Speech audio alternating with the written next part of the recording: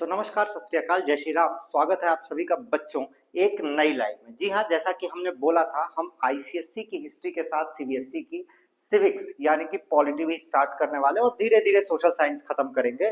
तो आज है आपके पॉलिटी का पहला चैप्टर, पावर शेयरिंग का डिस्कशन। बहुत ही शॉर्ट, स्वीट, प्रिसाइज और सारे इंपॉर्टेंट पॉइंट्स के साथ इस चैप्टर को हमने डिवाइड किया है 3 पार्ट में और उन 3 पार्ट के बारे में बताने वाले हैं। तो शुरू करते हैं बहुत ही शुरू से, यानी कि पावर क्या है आखिर, what is power and why do we need to share it. देखिए, आपको बहुत बेसिक एग्जांपल से बताते हैं बच्चों कि क्या है पावर और क्यों शेयरिंग की जरूरत पड़ती है हमें।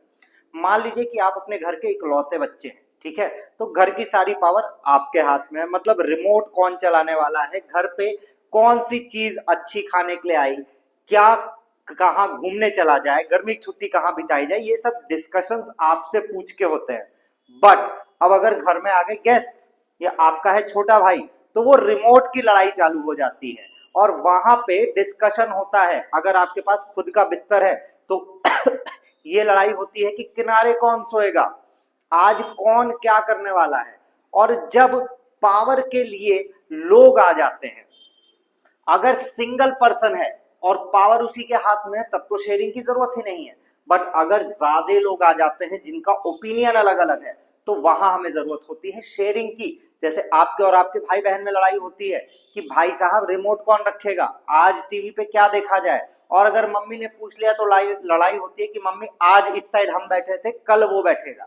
जैसे अगर आप फैमिली ट्रिप पे जा रहे हैं तो कार में आगे आप बैठे थे, अगली बार लड़ाई होगी कि मम्मी जाते वक्त तो वो बैठा था, आते वक्त हम बैठेंगे। तो जहां पे भी डिफरेंस ऑफ ओपिनियन होता है, डिफरेंस ऑफ कल्चर होता है, वहां पे पावर शेयरिंग की जरूरत पड़ती है। और इस चैप्टर में भी हम यही पढ़ने वाले हैं। हम 2 एग्जांपल्स पढ़ने वाले हैं, एक पढ़ेंगे हम बेल्जियम का और एक पढ़ेंगे श्रीलंका का। और इसी में आपका चैप्टर बहुत ही प्रेम से खत्म हो जाने वाला है। तो कहीं मत जाइए और हमसे जुड़े रहिए। लाइक शेयर सब्सक्राइब करना ना भूलिएगा। अगर आप नए हैं तो पहले सब्सक्राइब कीजिए, अपने फ्रेंड्स के साथ शेयर कीजिए अगर आप नए हो चाहे पुराने हो, और वीडियो अंत तक देखिए। अगर पसंद आए तो लाइक और हाई पॉइंट्स जरूर दें। तो आइए शुरू करते हैं पावर शेयरिंग। तो पहला ही क्वेश्चन आता है, explain the need of power sharing arrangement in a democratic setup. अभी आपसे यही बात बताई जा रही थी कि अगर कोई सेटअप ही डेमोक्रेटिक है, डेमोक्रेटिक का मतलब कि जनता, सारी जनता मिलके एक बंदे को चुन रही है कि जो उनकी तरफ से सारे काम करने वाला है, तो अगर सेटअप ही ऐसा है तो उसमें क्यों पावर शेयर करें। तो आइए, जैसा कि आपको बोला गया था कि चैप्टर को 2 से 3 क्वेश्चंस में डिवाइड करके पढ़ाया जाएगा। तो पहला क्वेश्चन ये आता है कि क्यों जरूरत है। तो सबसे पहला ये आपको बता रहा है कि पावर शेयरिंग है क्या। तो पावर शेयरिंग रिफर करती है distribution of political power among various groups और इंस्टीट्यूशंस। आप सभी ने नॉर्थ कोरिया का नाम तो सुना होगा, जहां पे बच्चों किम जोंग उन है, वहां पे सरकार बदलती ही नहीं है। तो अब सरकार वहां बदलेगी नहीं तो सरकार को डर कैसे लगेगा कि अरे भाई, अगर हम काम नहीं करेंगे तो 5 साल बाद हम बदल दिए जाएंगे। तो हमेशा एक डेमोक्रेटिक सेटअप में, इंस्टीट्यूशंस में, गवर्नमेंट की पार्टीज में पावर बंटनी जरूरी है। और यही बात यहां कह रहा है। ये क्या इंश्योर करता है, दैट नो सिंगल ग्रुप और इंडिविजुअल हैज एब्सोल्यूट पावर, जैसे किम जोंग उन के पास है। नॉर्थ कोरिया में एक बात कही जाती है कि अगर अर्थक्वेक आ रहा है या कुछ भी कैलेमिटी आ रही है, तो आप सभी को अपने आप को पहले नहीं बचाना है। वहां पे किम जोंग उन के पिताजी की तस्वीर है, पहले उसे बचाना है। तो डेमोक्रेटिक सेटअप में कोई कुछ भी कर सकता है। वहां पे सुना है हमने कि 2 टाइप के हेयर कट्स ही हैं, खाली एक टाइप का हेयर कट रॉयल फैमिली के लिए है, किम जोंग उन की फैमिली के, और बाकी लोगों के लिए एक हेयर कट है। डेमोक्रेटिक सेटअप में ऐसा आपको कुछ भी देखने को नहीं मिलता है। तो यही सबसे पहली जरूरत है। It promotes democracy and equality. अगर कोई डेमोक्रेटिक सेटअप है तो वहां पे काम कैसे चलेगा। अगर डेमोक्रेटिक सेटअप का मतलब क्या होता है बेटा, you are answerable to the people, आप पीपल को आंसर करेंगे। बट अगर आपको लोगों का डर ही नहीं है तो सेटअप डेमोक्रेटिक कैसा। ठीक है, आप आंसरेबल कैसे होंगे जब आपको डर लगा होगा। और डेमोक्रेटिक सेटअप में ये इंश्योर करने के लिए कि किसी एक आदमी के पास सारी पावर नहीं है, they are answerable to their work after 5 years. मतलब हर 5 साल बाद अगर उन्होंने काम नहीं किया तो जनता को ये पावर दी जाती है कि उन्हें बदला जा सकता है। तो इस तरीके से ये इंश्योर होता है कि एक ही आदमी एकदम पावरफुल ना हो जाए, क्योंकि इलेक्शन हुआ, आप हार गए, कहानी समाप्त हो गई। So you have to do work and you are answerable to the people by their right of vote.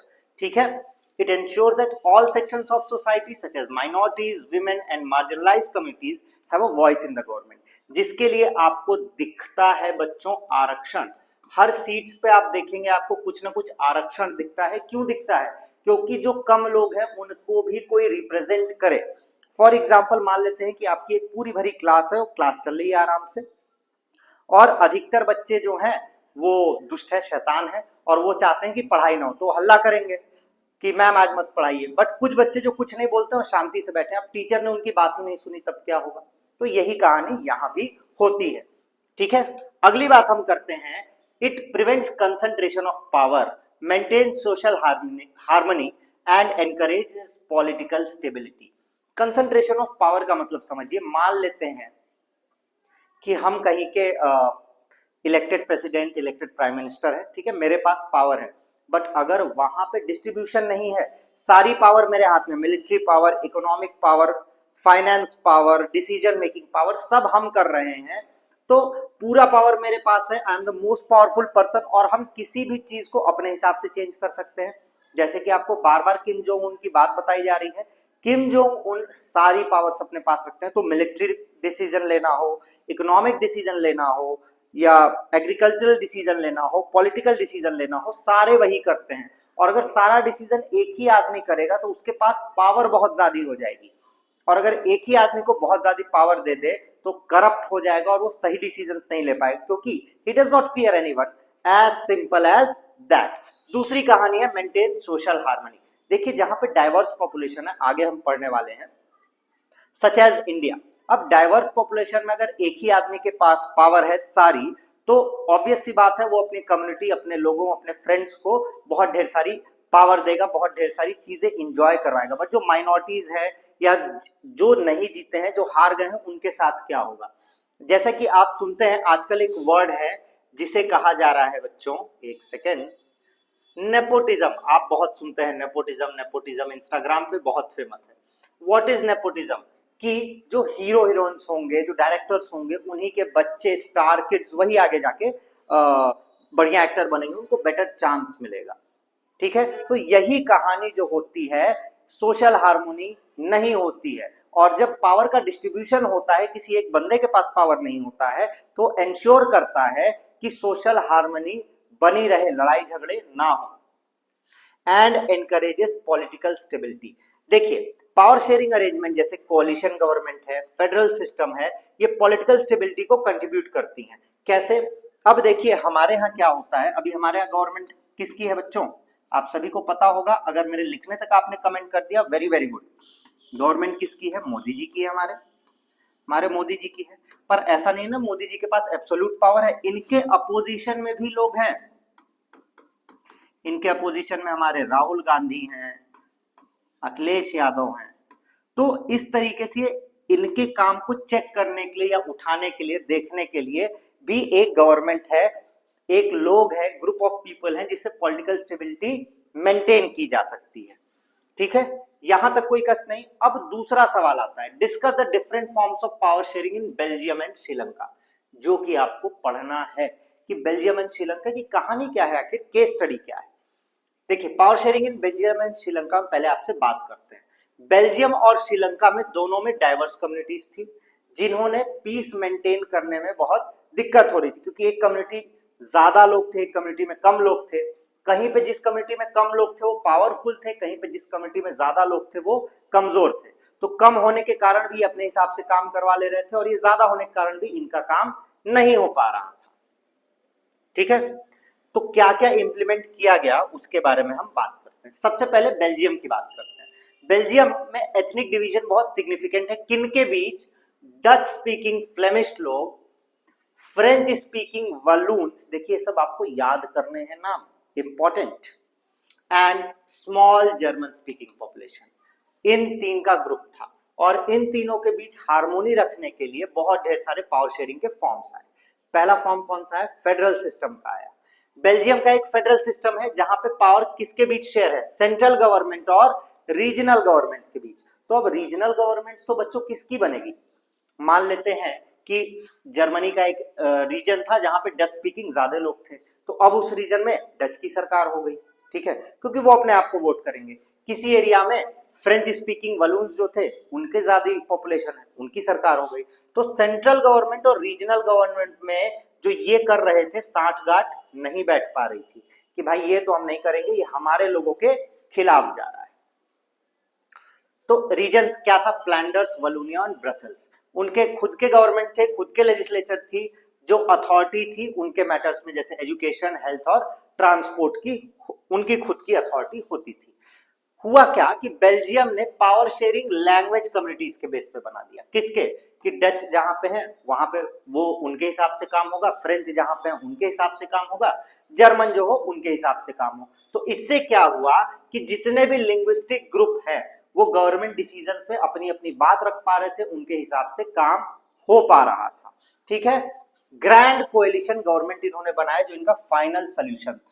Belgium में कोई सिंगल पार्टी या ग्रुप गवर्नमेंट को डोमिनेट नहीं कर सकती। क्यों नहीं डोमिनेट कर सकती है, क्योंकि सारे लोग पड़े हुए हैं, सारे लोग पड़े हुए हैं। ठीक है, गवर्नमेंट टिपिकली क्या होती है, कोलिशन गवर्नमेंट होती है जिसमें अलग अलग पार्टीज अलग अलग कम्युनिटीज को रिप्रेजेंट कर रही होती हैं। इस कोलिशन गवर्नमेंट से क्या इंश्योर होता है कि जितने भी एथनिक ग्रुप्स हैं वो इक्वली रिप्रेजेंटेड है डिसीजन मेकिंग में। तो किसी को भी ये नहीं लगता है कि यार हमारी बात नहीं सुनी जा रही है, हमसे कोई बातचीत नहीं कर रहा है। ठीक, फिर आता है श्रीलंका। सेम कहानी ऑलमोस्ट श्रीलंका में हुई थी, पर श्रीलंका में किनके बीच हुई थी ये ध्यान दीजिएगा। इनके पास सिन्हालीज थे जो मेजॉरिटी में थे और तमिल्स थे जो माइनॉरिटी में थे। ठीक है, वहां पे डच स्पीकिंग के बेसिस पे था। ठीक, अब इसमें कैसे कैसे इंट्रोड्यूस किया गया। सबसे पहला इनका चैलेंज था मेजॉरिटेरियनिज्म।